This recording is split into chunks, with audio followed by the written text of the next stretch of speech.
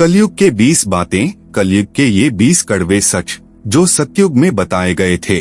वेद पुराणों में कौन सी अद्भुत बातें लिखी गई हैं जो असंभव लगती थीं लेकिन अब सच हो गई हैं। कलयुग के वह डरावने सच क्या हैं जिनका वर्णन श्रीमद् भगवद गीता में भी है।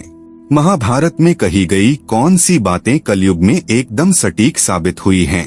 सब कुछ जानेंगे इस वीडियो में, इसलिए वीडियो को अंत तक जरूर देखिएगा और कमेंट में अपना प्रतिक्रिया जरूर लिखिएगा। लोग कहते हैं कलयुग आ गया, कभी सोचा है आखिर ये कलयुग किस साल में शुरू हुआ था। हिंदू शास्त्रों के मुताबिक अब तक 3 युग सतयुग, त्रेतायुग और द्वापर युग बीत चुके हैं। वहीं अभी जो चल रहा है वह कलयुग है।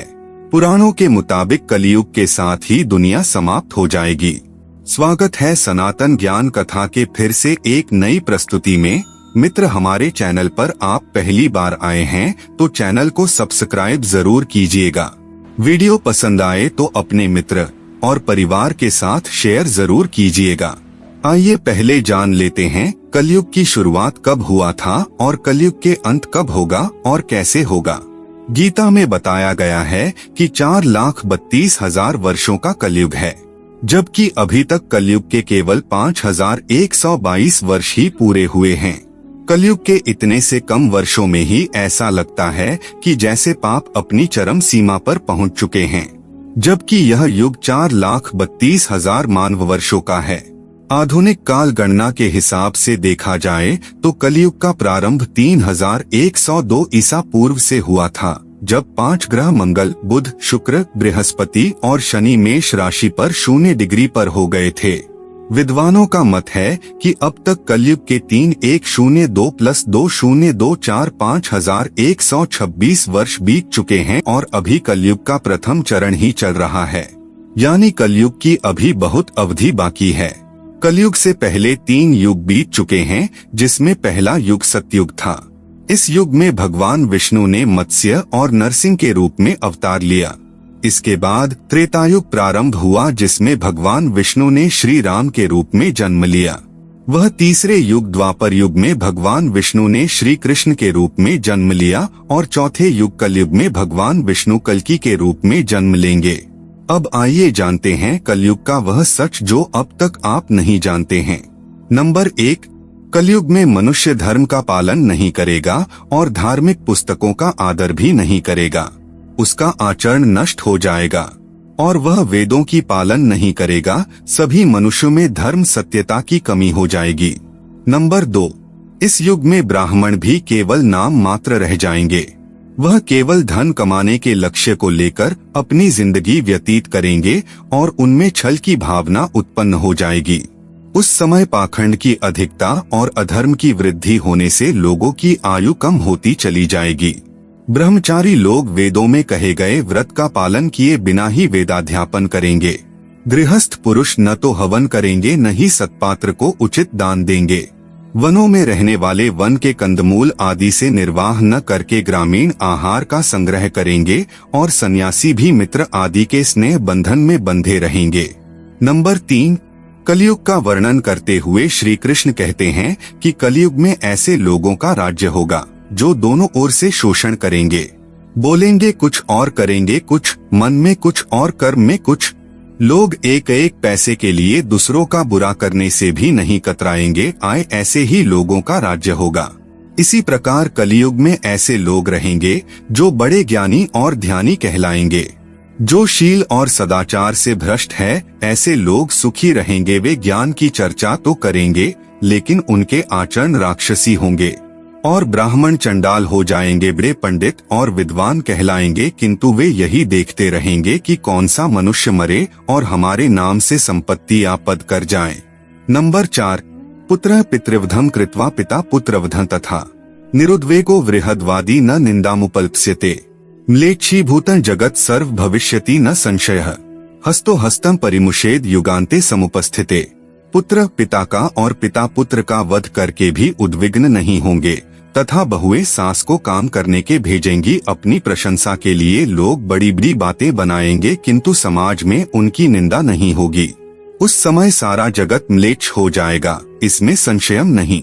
कलयुग में समय के साथ साथ मनुष्य वर्तमान पर विश्वास करने वाले, शास्त्र ज्ञान से रहित, दंभी और अज्ञानी होंगे। एक हाथ दूसरे हाथ को लूटेगा। कलयुग में लोग शास्त्रों से विमुख हो जाएंगे। अनैतिक साहित्य ही लोगों की पसंद हो जाएगा। बुरी बातें और बुरे शब्दों का ही व्यवहार किया जाएगा। स्त्री और पुरुष दोनों ही अधर्मी हो जाएंगी। कलयुग की स्त्रियां लोभी, नाटी, अधिक खाने वाली और मंद भाग्य वाली होंगी। स्त्रियां पतिव्रत धर्म का पालन करना बंद कर देगी और पुरुष भी ऐसा ही करेंगे। स्त्री और पुरुषों से संबंधित सभी वैदिक नियम विलुप्त हो जाएंगे। नंबर 5, कलयुग का मनुष्य शिशुपाल हो जाएगा। कलयुग में बालकों के लिए ममता के कारण इतना करेगा कि उन्हें अपने विकास का अवसर ही नहीं मिलेगा। मोहमाया में ही घर बर्बाद हो जाएगा। किसी का बेटा घर छोड़कर साधु बनेगा तो हजारों व्यक्ति दर्शन करेंगे, किंतु यदि अपना बेटा साधु बनता होगा तो रोएंगे कि मेरे बेटे का क्या होगा।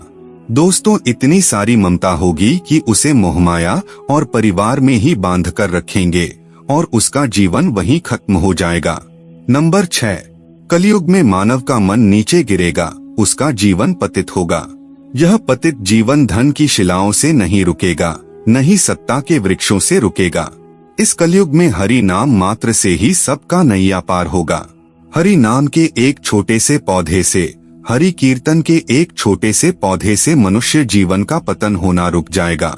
नंबर 7, कलयुग में धनाढ्य लोग लड़के लड़की के विवाह में, कोई पार्टी फंक्शन, मकान के उत्सव में, छोटे बड़े उत्सवों में तो लाखों रुपए खर्च कर देंगे, परंतु पड़ोस में ही यदि कोई भूखा प्यासा होगा तो यह नहीं देखेंगे कि उसका पेट भरा है या नहीं। दूसरी ओर मौज, मदिरा, मांस भक्षण, सुंदरता और व्यसन में पैसे उड़ा देंगे, किंतु किसी के 2 आंसू पोंछने में उनकी रुचि न होगी। कलयुग में थोड़े से धन से मनुष्यों में बड़ा घमंड होगा। नंबर 8, कलयुग का वर्णन पुराणों में कैसे किया गया है। महर्षि व्यास जी के अनुसार ज्यों ज्यों घोर कलयुग आता जाएगा त्यों त्यों वेदों का पालन कोई नहीं करेगा। कलयुग में विवाह को धर्म नहीं माना जाएगा। शिष्य गुरु के अधीन नहीं रहेंगे। पुत्र भी अपने धर्म का पालन नहीं करेंगे। कोई किसी कुल में पैदा ही क्यों न हुआ, जो बलवान होगा वही कलयुग में सबका स्वामी होगा। नंबर 9, पुराणकार मानते हैं कि जैसे जैसे कलयुग आगे बढ़ेगा वैसे वैसे भारत की गद्दी पर वेद विरोधी लोगों का शासन होने लगेगा। ये ऐसे लोग होंगे जो जनता से झूठ बोलेंगे और अपने कुतर्कों द्वारा एक दूसरे की आलोचना करेंगे। नंबर 10, भगवान नारायण ने स्वयं नारद को बताया है कि कलयुग में एक समय ऐसा आएगा जब सभी पुरुष स्त्रियों के अधीन होकर जीवन व्यतीत करेंगे। हर घर में पत्नी ही पति पर राज करेगी। पतियों को डांटपट सुनना पड़ेगी। पुरुषों की हालत नौकरों के समान हो जाएगी। कलयुग की स्त्रियां अपनी इच्छा के अनुसार आचरण करेंगी। हाव भाव विलास में ही उनका मन लगा रहेगा। अन्याय से धन पैदा करने वाले पुरुषों में उनकी आसक्ति होगी। स्त्रियों को अपने केशों पर ही रूपवती होने का गर्व होगा। कलयुग में स्त्रियां धनहीन पति को त्याग देंगी। उस समय धनवान पुरुष ही स्त्रियों का स्वामी होगा। कलयुग की स्त्रियां लोभी, नाटी, अधिक खाने वाली और मंद भाग्य वाली होंगी। गुरुजनों और पति की आज्ञा का पालन नहीं करेंगी। सबको धन की ही अभिलाषा होगी। स्त्रियां धन लेकर पराये पुरुषों से समागम करेंगी। नंबर 11, भविष्य पुराण अनुसार ब्रह्मा जी ने कहा है, नारद, भयंकर कलयुग के आने पर मनुष्य का आचरण दुष्ट हो जाएगा और योगी भी दुष्ट चित्त वाले होंगे। देश देश और गांव गांव में कष्ट बढ़ जाएंगे। संत जन दुखी होंगे। अपने धर्म को छोड़कर लोग दूसरे धर्म का आश्रय लेंगे। देवताओं का देवत्व भी नष्ट हो जाएगा और उनका आशीर्वाद भी नहीं रहेगा। मनुष्यों की बुद्धि धर्म से विपरीत हो जाएगी। नंबर 12, 5 वर्ष की उम्र में स्त्री गर्भवती हो जाया करेगी। 16 वर्ष में लोग वृद्ध हो जाएंगे और 20 वर्ष में मृत्यु को प्राप्त हो जाएंगे। इंसान का शरीर घटकर बोना हो जाएगा। ब्रह्मवैवर्त पुराण में बताया गया है कि कलयुग में ऐसा समय भी आएगा जब इंसान की उम्र बहुत कम रह जाएगी, युवावस्था समाप्त हो जाएगी। कली के प्रभाव से प्राणियों के शरीर छोटे छोटे, क्षीण और रोगग्रस्त होने लगेंगे। नंबर 13, कलयुग में सदा अकाल ही पड़ता रहेगा। सब लोग हमेशा किसी न किसी कलेशों से घिरे रहेंगे। सब लोग बिना स्नान करे ही भोजन करेंगे। देव पूजा, अतिथि सत्कार, श्राद्ध और तर्पण की क्रिया कोई नहीं करेगा। कलयुग में व्यक्तियों के कारण पर्यावरण पर असर पड़ेगा।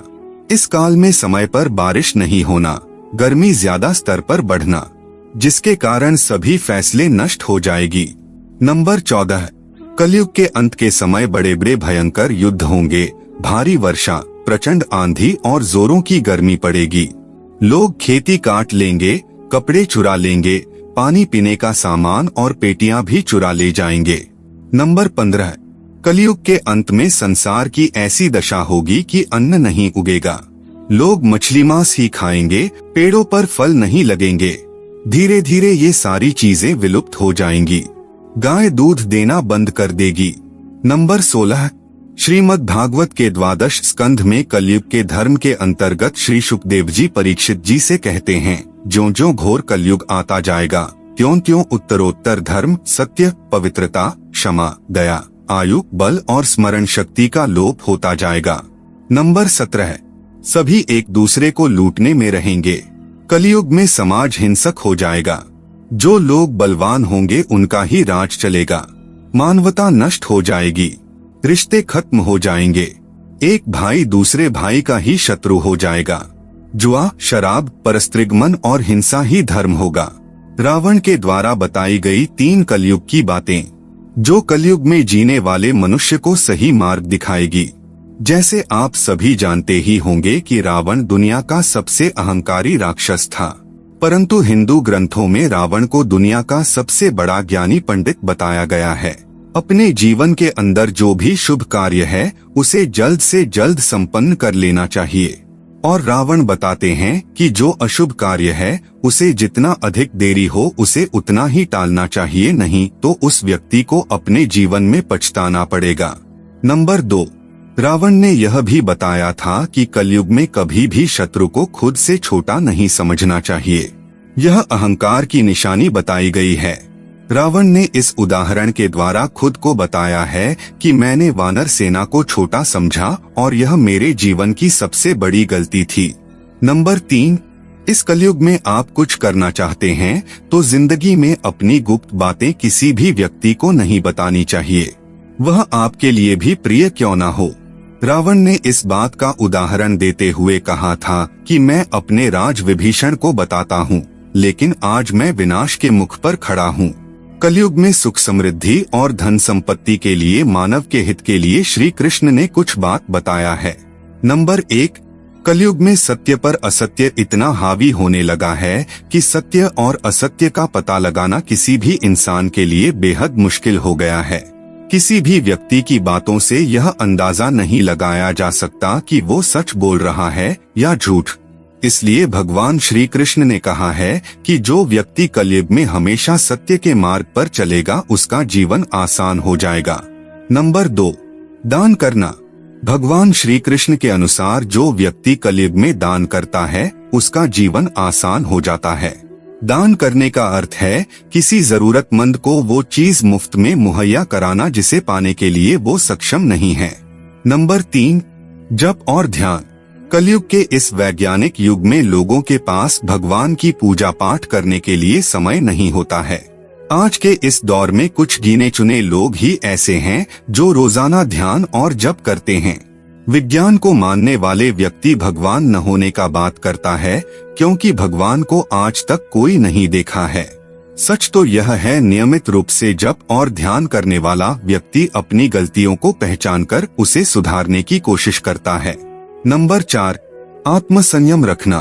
पैसों के पीछे भागते भागते कई बार व्यक्ति का मन और दिमाग दोनों एक दूसरे से विपरीत दिशा में चलने लगते हैं और जाने अनजाने में व्यक्ति कोई ना कोई पाप कर बैठता है। उस पाप के कारण व्यक्ति का कमाया हुआ धन नष्ट होता जाता है। लेकिन गीता में श्री कृष्ण द्वारा दिए गए ज्ञान के अनुसार मन और दिमाग दोनों को काबू में करने के लिए आत्मसंयम का होना बेहद जरूरी है।